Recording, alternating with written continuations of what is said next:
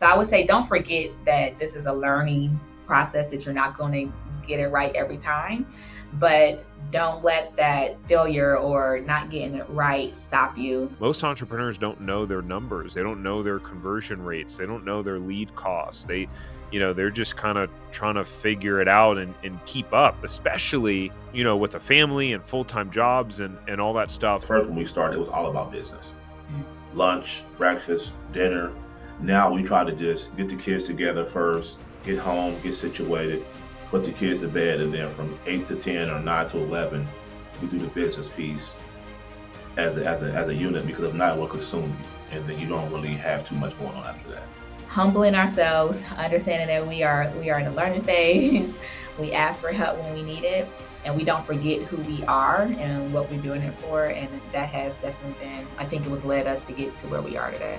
When people are struggling, they tend to isolate for whatever reason and just kind of hunker down and want to be by themselves, and or if they're like going through challenges. And it's something entrepreneurship can feel and be very, very lonely. Mya and Tyree are considered top performers in their franchise as they enter their 1-year anniversary. Now, given that they are both very successful in the professional and corporate world, they really wanted to start building something that they could call their own. And now, just 12 months later, they're seeing some outstanding results in their business, especially for being just 1 year into their business. Now, Mya and Tyree are actually clients of ours that came through our Zero to Profitable franchise system and have stayed around our community, continue to stay looped in on our calls as they build their business. And so in this episode, they share some of the more intimate details around their sales, and what some of their secrets to their success have been so far in their business, and how they've been producing the results that they do, as well as manage their time working 2 full-time jobs, working a business, and having a family. And now, of course, business isn't all sunshine and rainbows. So, of course, they talk about what some of their challenges have been as well. Now, if you want to buy a franchise in the next 12 months, you should check out my free franchise masterclass at franchiseempire.com/masterclass. And if you want to work with me and my team on finding or buying a franchise or resale business, then you can go to franchiseempire.com/ZTPF. And you can schedule a free call, and we're happy to see how we can answer your most pressing questions and point you in the right direction. With that said, sit back, relax, and enjoy the episode. Welcome to the Franchise Empire Show. They say Rome wasn't built in a day, and building your empire doesn't happen overnight. My name is Tarek Johnson, and owning franchises is what helped me go from employee to employer and start building my empire for my family. So this podcast is for you, the empire builders. For those of you who want to build something that stands the test of time. This is for those of you who are crazy enough to believe that you can make the dream in your head come to life. This podcast is all about bringing you real people who are building real empires, so you can get inside their mind and heart and get proven strategies and actionable insights that will catapult you to build, grow, and scale your empire. All right, everyone. Well, welcome to another episode of the Franchise Empire Show. I've got some special guests today, Tyree and Mya. Welcome, guys. Hello. Hi. So really exciting, because let's see, you guys, you were just telling me that you just celebrated your 1-year anniversary with your franchise, or it's coming up this week. And I'm trying to remember when we started working together, or when you joined working with us. Do you remember when that was? It wasn't that many months before. It wasn't. So we officially launched October 2nd of 2023. So we are 1 year, 2 days into having our franchise live into the world. But we signed in July. And so I think we may have started working with you around March or so. March. Okay. February, March. Yeah, of last year. That makes sense. Okay, cool. And so introduce yourselves real quick. Like, tell, like, what do you guys do? Like, where are you located? So I am Mya Pollard, and this is my lovely husband, Tyree Pollard. How you doing? And we are the owners of 360 Painting Columbus in Columbus, Ohio. And so our company is a residential and commercial painting company. And so we like to say that we paint anything inside and outside of a business or home. And so if you need your cabinets painted, your walls painted, your concrete floors painted, we're your go-to team. Nice. Did you ever imagine yourself in a painting business when you were thinking about like starting a business or buying a franchise?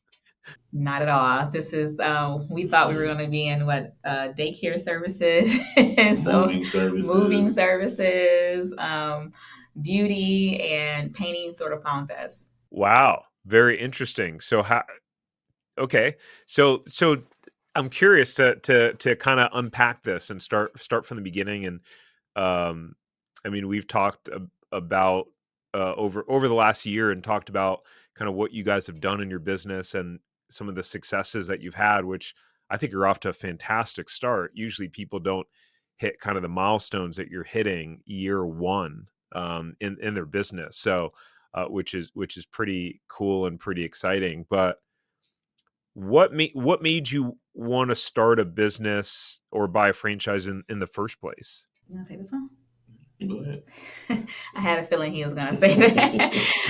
So, we have for a while was going back and forth around what do we want long term. We have a few uncles who are business owners and had encouraged us from the beginning to think about going into entrepreneurship. And then the pandemic hit and life changed for everybody, right? We were all thinking about long term, what does career look like? What does family look like? What does balance look like? What's most important? And so we started to explore franchises. We had a couple really good friends had open franchises as well. So we were interested there. And so we started working with a consultant. We found you, Tarek, and started exploring what type of opportunities were available. And based on our startup capital, our interest level, our capacity, because we both have full time jobs right now, and then also the market that we're in. Columbus, Ohio, is a booming market both in the residential as well as the commercial space.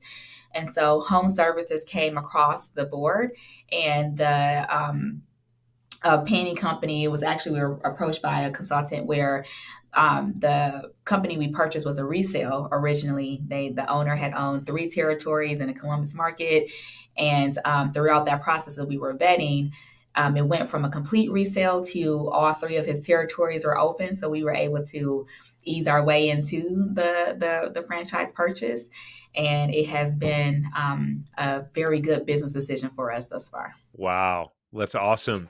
And so, let's see, where do I wanna go from here? So when you bought the resale, like, was it, high performing? Was it doing really well? Or what kind of where was it at? It was kind of like in between a little bit. The company's best rolling 12 months was around 600K.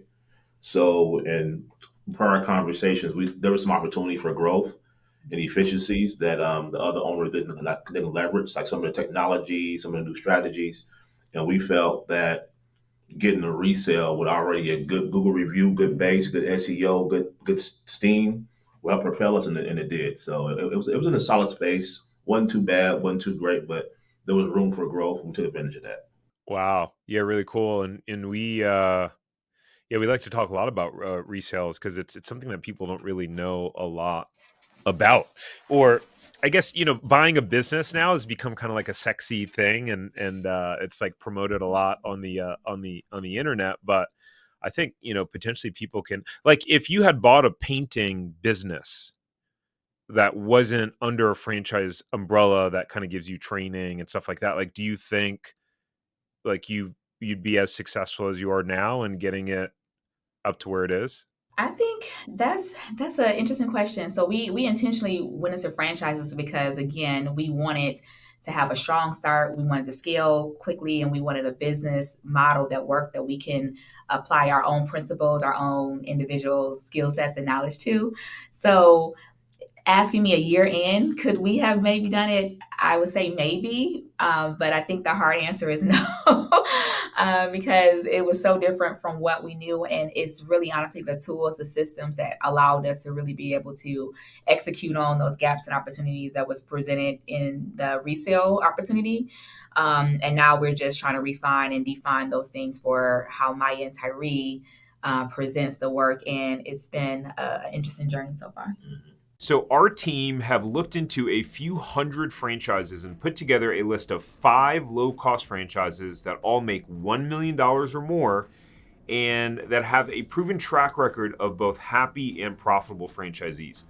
So if you have a net worth of at least $150,000 and you want to see if the territory that you want is still available for any of these franchises, then you can go to franchiseempire.com/check territory. All right, let's get back to the episode. Yeah, cool. And so you guys bought the business, and what it was, you said it was trailing around 600 or so a year. Is that what you said? That was the best year. That was the best year. And that was yeah. during the pandemic. So everything was up during the pandemic in home services. Mm-hmm. It was a rolling 12 months. It was like June to June. It wasn't like a January to December. You see what I'm saying? Yeah. So June to June, you get June twice. Those are the hot months for painting when it's hot outside. So So probably closer to a calendar year of like what, 475, 500, something like that. Yeah.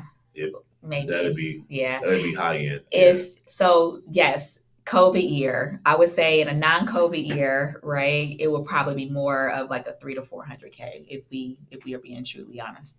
Oh, wow. Interesting.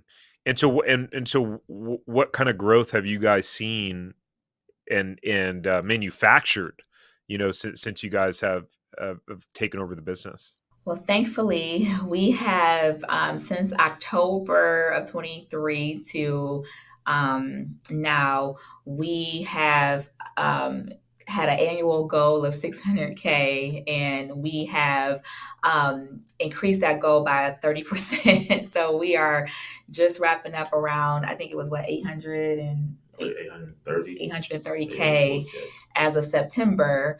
And so while that is inclusive of our first 3 months in Q4 of 2023, but in Q4 of 23, we made about 40 or 50K in those 2 months. So it's still majority of our fiscal year 24 so far. Wow. So you guys are trending for a really strong year this year then, when you just just a calendar year. Yeah.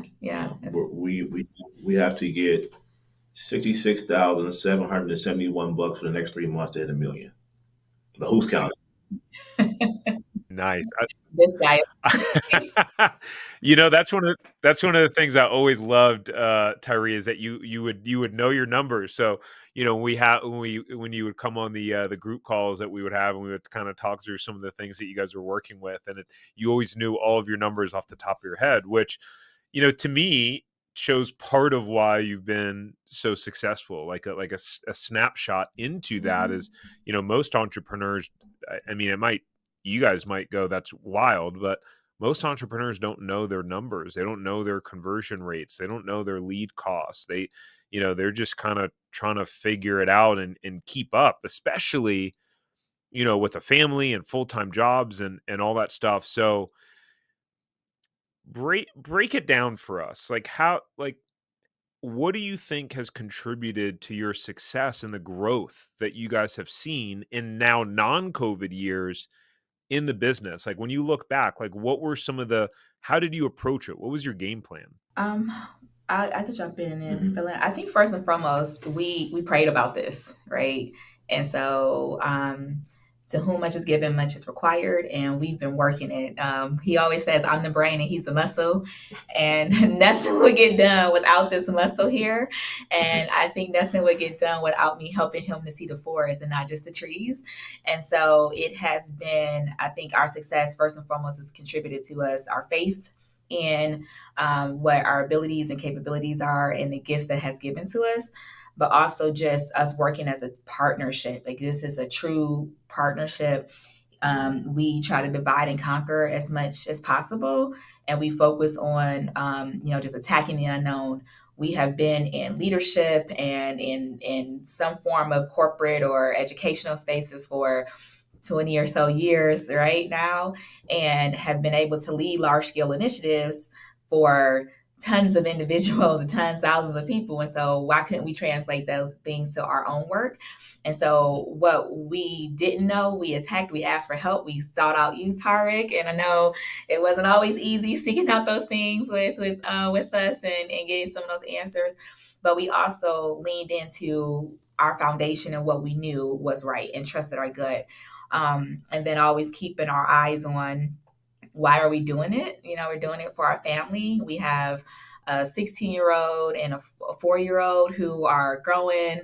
Our son's going to be in college soon. Our little girl is in school, and we wanted to just make sure that we can enjoy our time with them and be able to put them in a position that we weren't. And then the rest of it is grit, tenacity, and perseverance, right? Failing fast and failing forward. So I really think that those have been the secret sauces. We bought a business for a reason, and so we committed to, for the first year, we're going to follow the rules, we're going to follow the system, we're going to follow the methods, and then add our specialties on top of that. And I think that had really contributed to where we find ourselves today. Anything I left out? I'm thinking. I think that's pretty much all of it. But I do want to add that just the network of folks too as well. So as she mentioned, she has uncles, we have friends, we have people like yourself who have been able to kind of pour into us and not being afraid to ask those questions, to have those dialogues, have those conversations, but actually take that and apply it. Mm-hmm. So I think you have to apply what you're hearing from folks. So just a network of people who's just been helping us out. And there's been some luck in there too as well. We have got some luck from certain things, but we're also in a booming industry city. Yes. And taking advantage of everything around us, from the different programs, the different opportunities, the networking events, and just leaning into those have really been helpful for us. Mm-hmm. Yeah. And so how do you, like, naturally, someone watching or listening, there's a lot of people out there that they plan to keep their jobs and transition into, entrepreneurship. How in the world do you do all these things and networking and full-time jobs and kids and explode this business after taking it over? How are you finding the time to do this, and what's maybe one kind of hack or thing that you guys implement that helps you stay on track? We have the answer to that. I think we will be billionaires at this Right. point. I would say humility and humor. This has humbled me in so many ways. And one thing I love about this guy is that he, regardless of what's going on, he makes sure I smile, right, every day, or laugh in some way. So I would say, don't forget that this is a learning process, that you're not going to get it right every time, but don't let that failure or not getting it right stop you. We have really just been asking for help and seeking help and applying it, being coachable. So I would say that humility, being coachable, leveraging your people has definitely been differentiators for us. And I would say last, I know you asked for one thing, but we really take a people-centered approach. We're in home services, right? So that's also a beauty of it, is that customer service is at an all-time low in most cases. And so if you at least do the minimum, you can have the opportunity to wow your clients and wow the individuals that you're serving. And so that has helped us out tremendously because of our humility and having a people-centered approach, that even when we don't get things right, people still want to work with us because they trust us, they believe in us, and they know that we mean it. So I think as we're talking about how do we manage full-time jobs, full-time families, full-time businesses, and things of that nature, it's humbling ourselves, understanding that we are in a learning phase. We ask for help when we need it, and we don't forget who we are and what we're doing it for. And that has definitely been, I think it was led us to get to where we are today. Yeah. I will add to that just controlling our calendars. That's going to be huge because we both have full-time jobs. So I'm in education service. I'm education services in a high-profile job, and she works for financial institutions. So our calendars are huge. So we have our group calendar that we have, the family calendar, That so if it's not on the family calendar, it doesn't exist. So so pickups, drop offs, um, appointments, all those honey-do lists are on that family calendar, but also some of our other things too. So we schedule all of our jobs, all the opportunities either before work or after work. Yeah. Because we have to be intentional with our time. And most of our networking events are in the evening or on the weekends. And then we go by jobs in the evenings, on the weekends, or we go early in the morning to open those jobs up too as well. So it's really about controlling your calendar. Because if you can't control your calendar, you really can't really be progressive and make the moves you want to make. Yeah, that's a great tactical and strategic piece, because even sometimes if it is on the calendar, it's not happening. So if it's not on the calendar, it's definitely not happening. It's for sure, for sure, for sure. And how do how do you balance the because I'm sure that hasn't been I'm sure you've been kind of burning the candle at both ends, right? Over the last year. I mean, if it's like those mornings and evenings and me rewinding back some years ago, I know what that's like, and I still work more in the morning and evenings than I'd like to admit. But um, how do you navigate just the fatigue and the just the challenge of that and the stamina that requires? He's much better at this than I am. So I don't answer that. um, the late nights, early mornings for sure. So early morning, I wake up at 4:45 every day. I go to the gym in the morning, kind of get because you got to be physically fit to kind of do the work and the run around. Go to the gym, come back home, get everything ready, situated, take the kids to school, go to a job, and head to work. So it's really about just having that type of process in the morning. And then, so when we first started this in October when we launched, we were doing all of our estimates in the evening because we worked from eight to five. So we wasn't doing estimates until 5:30, 6:30, 7 o'clock in the evening, a lot of times. So that's when the works get done. It gets done in the early morning and in the evening. So just having that type of structure in the day with the calendar, making sure that we've got better at this lately. But at first, when we started, it was all about business. Mm. Lunch, breakfast, dinner. Now we try to just get the kids together first, get home, get situated, put the kids to bed, and then from 8 to 10 or 9 to 11, we do the business piece as a unit because if not, it will consume you, and then you don't really have too much going on after that. Mhm. And something you actually told us was to hire early, don't wait until it's last minute. So we were fortunate to have good counsel, right? Where we brought on our brother-in-law to serve to do our estimates throughout the day. So that allowed us to get to clients much earlier at their time frame. So throughout the day, he goes and does estimates and sales and things of that nature for us. And so now Tyree manages our crews and the production side of the house, the operational side. I'm in the background in terms like the administrative side, so the billing, the accounting, and all of that stuff. Looking at calendar management, things of that nature, and then our brother-in-law manages the sales throughout the day. So that allowed us to one be able to better manage our home and work lives, right? Both jobs. And then also still allowed us to be able to capitalize on the opportunities in ways that we were just missing because we didn't have the time to do throughout the day.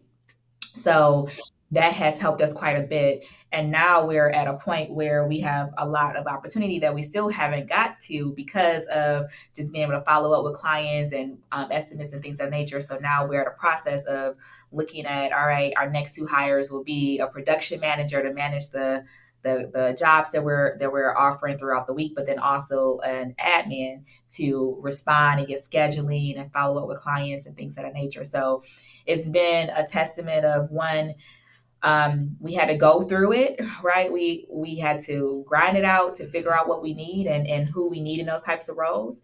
And now that we've been in a year, we've gone through each season, each quarter, we have a good feel for like what's to come and how much demand and supply we will have.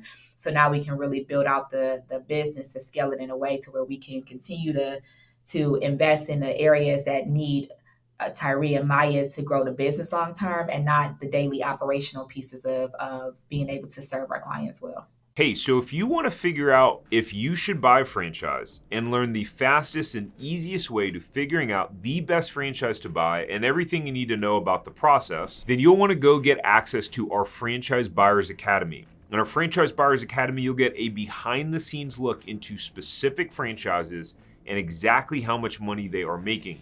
You'll get simple formulas for finding money making franchises and a blueprint on how to scale them into a franchise empire that can be sold for a lot of money later on.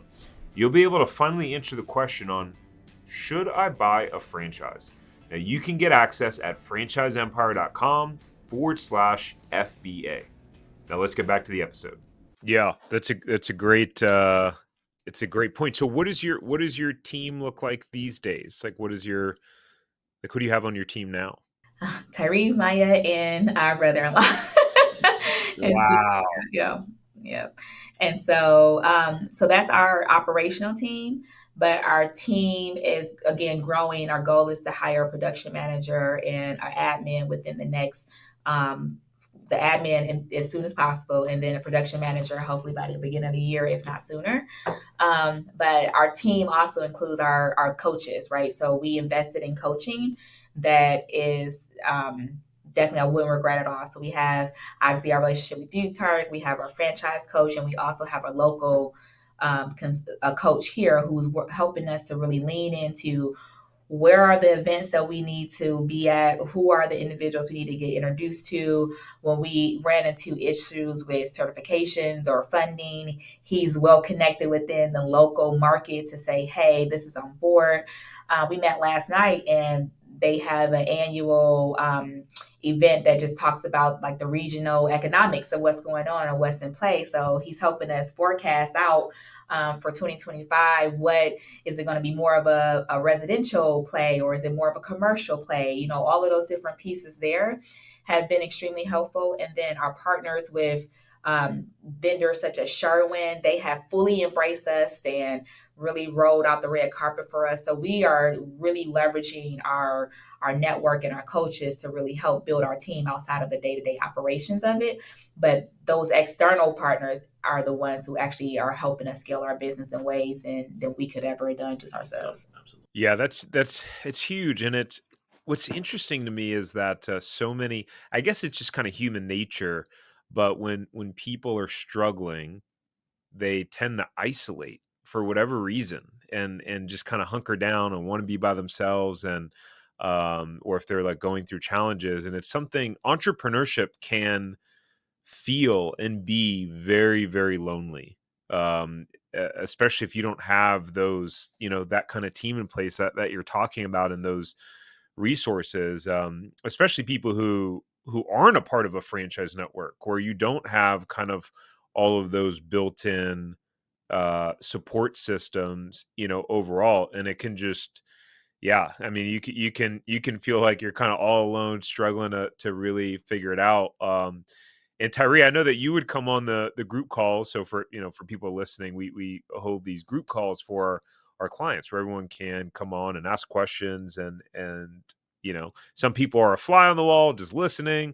Some people are actively asking questions. And Tyree, you've come on multiple times kind of throughout this last year, and like we really dug into like some of the things that you were kind of going through. So I guess like how has that played a role in the in just kind of your process and your learning and your growth overall, and what was your kind of biggest, I guess, takeaway coming out of some of those conversations?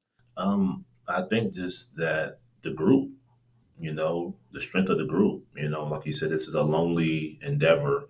So just to have those conversations with folks on the phone who are going through the same process as you, who might have some of the same challenges, and being able to ask the questions, hey, how are you handling customer complaints? Or how do you handle production rates? Or how did the one time I was on the call, you had a person on there who's been running the home services. I think it might have been basements or something they were doing, but she talked about how they handle their production team when it comes to callbacks. And that really kind of helped me out a lot too, as far as, okay, well, when you're engaging with customers, you have a contract, you need to do things certain type of ways, or when we had the conversation about who to hire first. Because when we first started, me and Maya swore we needed to have a production guy who knew paint first.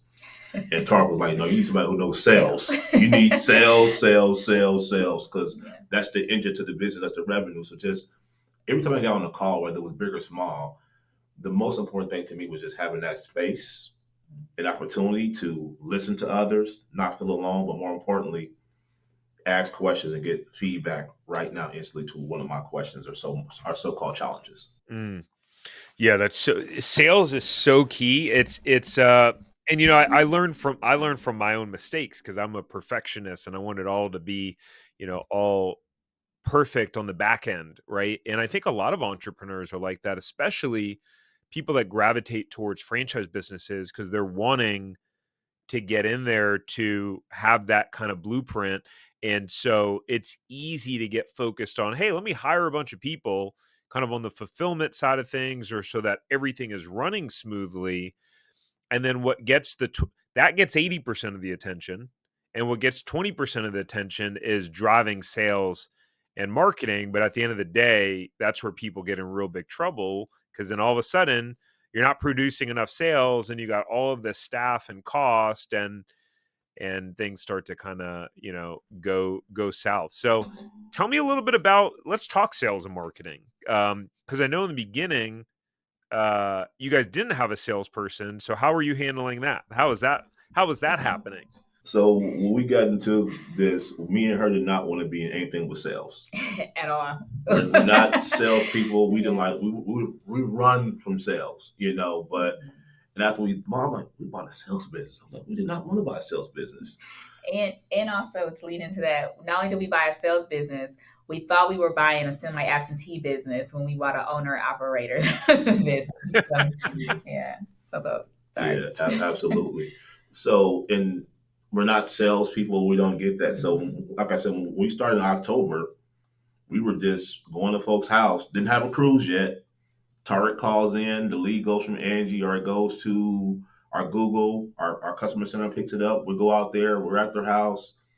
I got a bow tie on, leaving work. I'm driving a little tiny Corolla that's branded, a branded vehicle, pull up to the house, we're going there, and I'm just connecting with people, like I don't know sales, but I have a pretty engaging personality. So I'm walking around the house, I'm asking them questions about what do you want? What do you see this? Is this something urgent? Is it not urgent? Have you worked with a contractor before? Was it a positive experience? Was it not a positive experience? And kind of getting a feel for how they're going to answer the question. And then I walk around, do my thing, and then we sit down, go over the presentation line by line because it's a very detailed um, proposal. Everything's itemized. So if you're painting the baseboards, you know how much the baseboard costs. You know how much the door costs. You know how much the casing costs. You know how much the window costs. It's very itemized out. So when people see that, they're not used to that from a contractor. Mm-hmm. Usually you go in there eyeballing it. Here's a receipt with paper on it, $7,000. But ours is really detailed out, and walking them through that process step by step, and then having an engaging conversation, kind of say, hey, does this work for you? In the beginning, I was scared to ask for the job, but you don't know if you have the job until you have to ask for it. So towards the end of that month, in the first month, I was actively asking, can I paint your house? And then I think that's when it started to change for me during the sales process. Because before I just go over it, and I look at them, I never asked for the job, but towards the end of the month, I was actually asking for the work about them painting their house with my experience. Yeah. And so I said about the owner because it meant that we would have to be the ones out there doing the sales, right? And so Tyree has done really, really well around the engaging pieces. And I believe I'm a people person as well. But my approach has always been the women are typically the CEOs of the house, right? So when I go into it, an estimate and I approach it, I'm thinking of the things that drive me crazy at my home, right? So I'm looking at, this is a high traffic area, the fingers are going to be here, or the dog is going to rub against the wall, or thinking about timing, holidays are coming up. So you want to get the whole house painted, but you need it done by X, Y, or Z. So it's really about connecting the person to their space. And so one of our mottos and mantras is that we say we see people, right? So people make homes, people make businesses, and we 360 wants to make the difference. So we want to come in and understand that when you're making an investment to paint your house, Well, most often people don't understand the cost of painting nowadays because they haven't painted their house in maybe 10 years or so. And so before we get to the sticker shock or things of that nature of what something may be expected, I'm trying to understand who the person is, how do they see their space, or what are the challenges in their spaces, and how can a paint refresh either refresh and liven up the room, or maybe it's an opportunity to completely change the trajectory. So, for instance, I'm thinking at our home in general, as an example, us taking a basement area that used to be a storage room, we painted it and we set it up, has now turned into our home office that has created a completely separate stream of income. It's legacy building and it's now charting a whole new space for our house that you don't think how taking paint to transform a space can ultimately transform the ways in which you go around your work, right, or your lives. And we just been trying to communicate that to our clients in the unique ways that we present on when we're in those spaces. Wow, that's awesome. So how has these experiences and actually going out there and doing the estimates and stuff, how has that changed your perspective on sales? Because like obviously, like you said before, you're like, no, we don't want to do sales. We're not salespeople. Well, I guess we are salespeople now. Yes. But we're not the car sales, the creepiest car salesperson. Again, I think it has changed our perspective of how individuals have sold us, right? To us understanding that it's not about the, how do I put it? It's not about the sale, it's about the connection. And Right. so that has transformed. We want to go in and build a connection with those who have reached out and say they have a need. Because there's hundreds, maybe even thousands of other painting companies in our market alone, right? And we anyone can come in and put paint on your wall, but not everyone is going to hear you. Not everyone is going to take your needs into consideration. Not everyone is going to be integral. Not everyone is going to provide a level of service that they will want themselves. And so for us, we understand that sales drives the revenue, drives the ability for us to produce a job, drives the ability for us to go out to another. But it's really connecting with the individuals that allows us to be able to, activate on the gifts that is available through our company. So I would say that we're definitely now we understand the power of sales, but we have transformed it to service. So it's not just sales; it's more of service driven sales, what we're hoping to achieve. Yeah. Yeah. And so looking back, hindsight's always 2020, right? When you look back at this last year, what do you feel like was maybe a mistake that you made, or a strategy that you tried to implement that didn't work, that, looking, like, if you're like, okay, if we had the chance to do it over, or, going into the next year, here's an adjustment that we're going to make based on kind of something where we failed forward. I would say it's going to be now. We started last year in October. So we had October, November, and December when we first started. And we just didn't understand the urgency once the leads came in that you had to call these things back now. You got to have multiple touch points. You got to connect with them quicker because it's fall time. And but not only you calling them, but when they're searching on the web, they're looking at other companies too as well. So the speed to lead piece was something that's kind of it's going to be huge for us now because now we're in October, November, and December, and when those leads come in now, we're way more actively calling people within a minute, 2 minutes, 5 minutes, emailing, texting, calling. I'm going to hit you up multiple times, Tark, until you tell me no. Because and that's the urgency we didn't have when we first started. We just didn't know the business at that stage. So Yeah. something that simple probably would have had we made what 18,000 in October last year. Mhm. We probably would have made 60,000 last year had we known what we knew now about the speed to lead in the home service industry. Wow. Because it's especially if it's coming from a lead generator, right? You know that Yes. the individual is, as soon as they submit or they look up painting services, they're going to have 5 or 6 people contacting them. And again, because our schedule is only available in the evenings and we can only do maybe 2 estimates in the evening, other companies were able to get to them, so that by the time we were able to even get them on the calendar, they may have already spoken to 3 or 4 different folks, had 3 or 4 different estimates. So we were just, our capacity wasn't our own was our own worst enemy. Yeah. But I honestly get, Tarek, that's a really good question. Honestly, don't think I would change anything because we wouldn't be where we are right now if we knew it all. I think that it really just, I think we had to go through this. We had to go through the process because now Tyree and I are having very different conversations than we had when we started, right? And it's because we had to go through the mud, Yeah. through the hard times. The only thing I would say that what we're talking about now is really, as we're thinking about transitioning and scaling the business. Before we was talking about scaling in terms of number of leads and this, that, and other, but now we're talking about scale in terms of how do we position ourselves to get to the people that we want, because we have access to leads, we have access to sales, we have the opportunity. It's just a matter of does our team have what they need to be successful, right? How do we look at our processes, right? And we wouldn't be able to effectively assess those processes if we hadn't done it ourselves, right?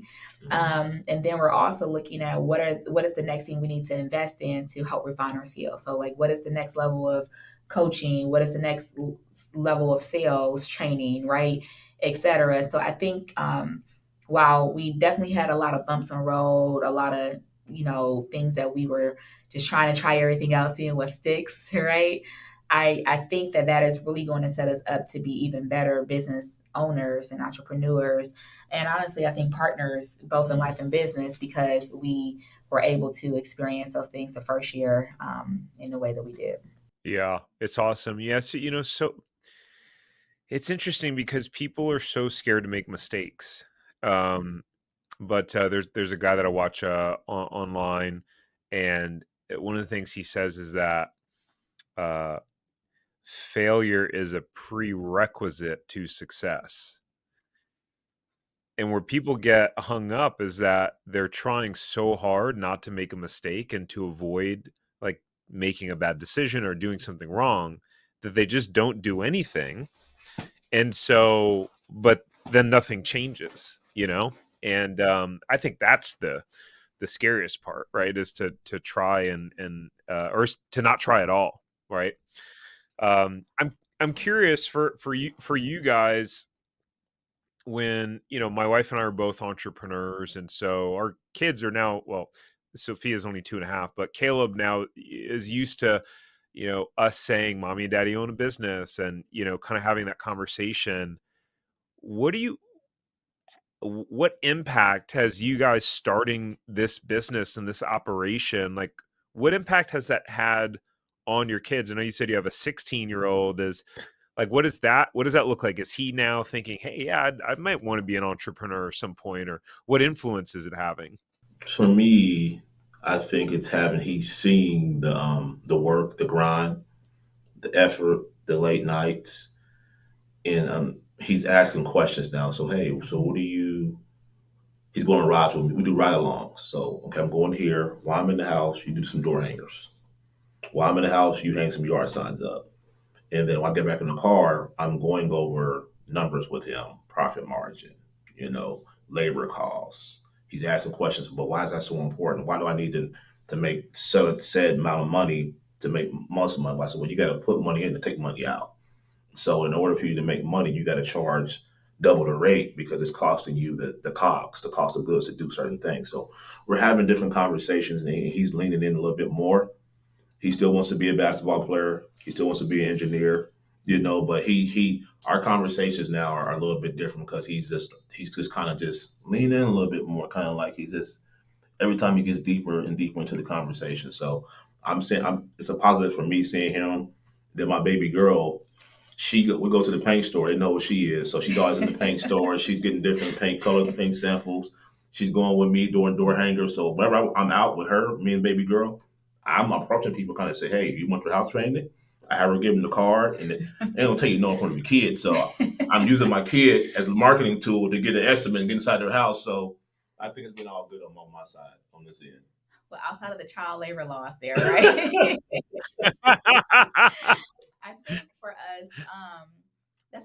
question, Tara, because again, that's what we started this for. We are two very we're two kids from humble beginnings, you know, who just had was fortunate to be in position to be exposed to something different that expanded our ideas of what was possible for us, right? And so this business is just the next iteration of that for our children. And our son, with him being 16, he had a I don't want to say he had it easy, but he um he lives a pretty privileged life, I would say. And so we're now having a conversation around I'm asking different questions. So instead of what does he want to be when he gets older, when he grows up, I'm asking what do you want to build when you get older, or what would you like to create when you get older, right?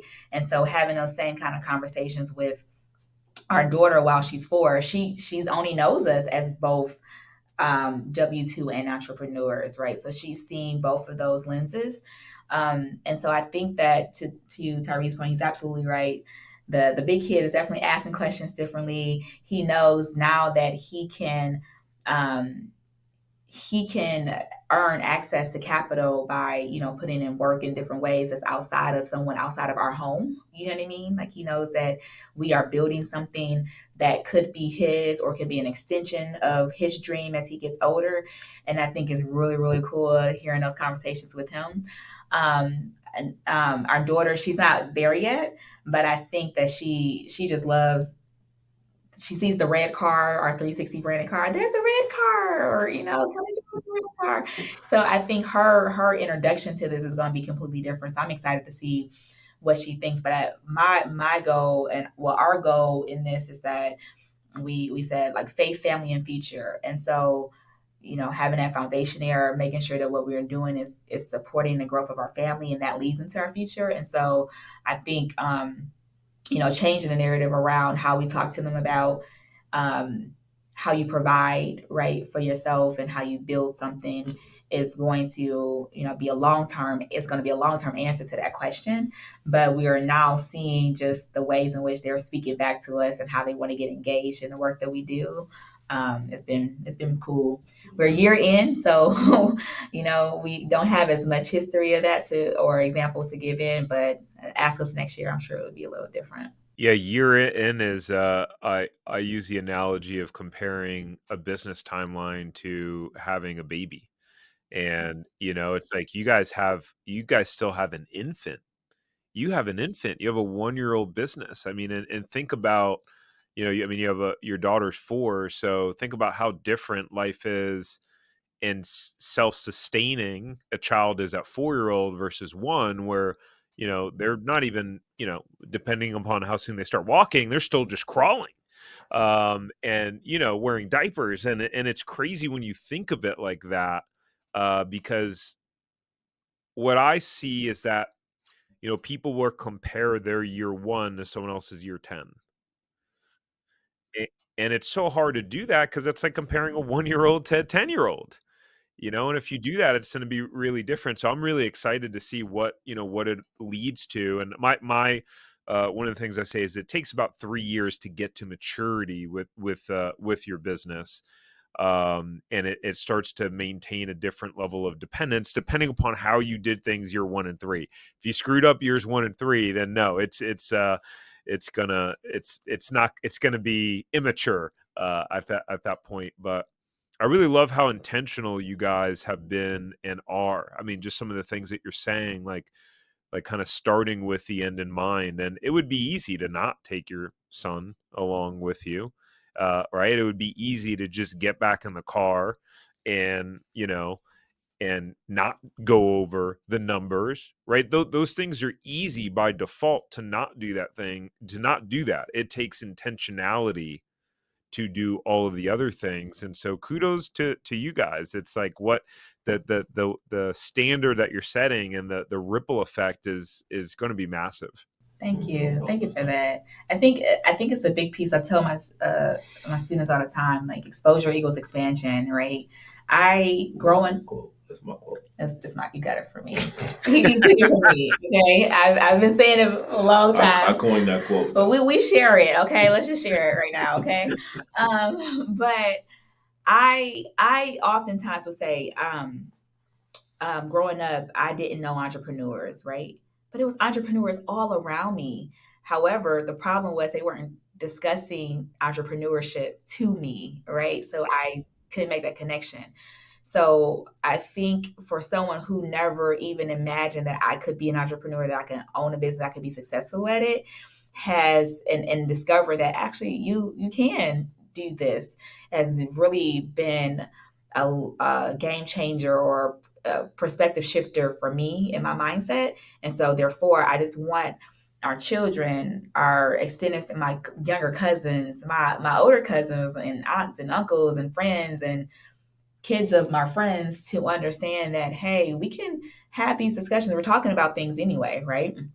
Why not talk about things in a way that expands their mental capacity to understand what could be possible for them? And so um if I'm asked to do that in my job, why am I not doing it at home? So that has definitely been a changer for me. And so thank you for that reminder. But you just have to, if you aren't intentional, it just won't happen. Yeah, definitely. Cool. Well, Tyree, Maya, thanks for coming on and doing this. It's really, awesome from this side to see just the progress that you guys have made and, coming through on the other side. And I'm excited to stay in touch and track, what the next year looks like, because I feel confident you guys are going to build something epic because you already are. So thanks for coming on. Thank you so much, Tarek, and thank you for all of the time, energy, and insight you've poured into us. We would not be here without you, and so congratulations to you and building great people. Yes, indeed. Franchise empire. It's got a good ring to it. Yeah. Hey, before we go, thank you so much for listening to this episode. Please subscribe here on YouTube if you haven't already. And the biggest thank you that you could ever give me is to share this episode with someone who you think will benefit. That means that we can share this message with more people and hopefully positively inspire them like we have you. So thank you. And until next time, go build your empire.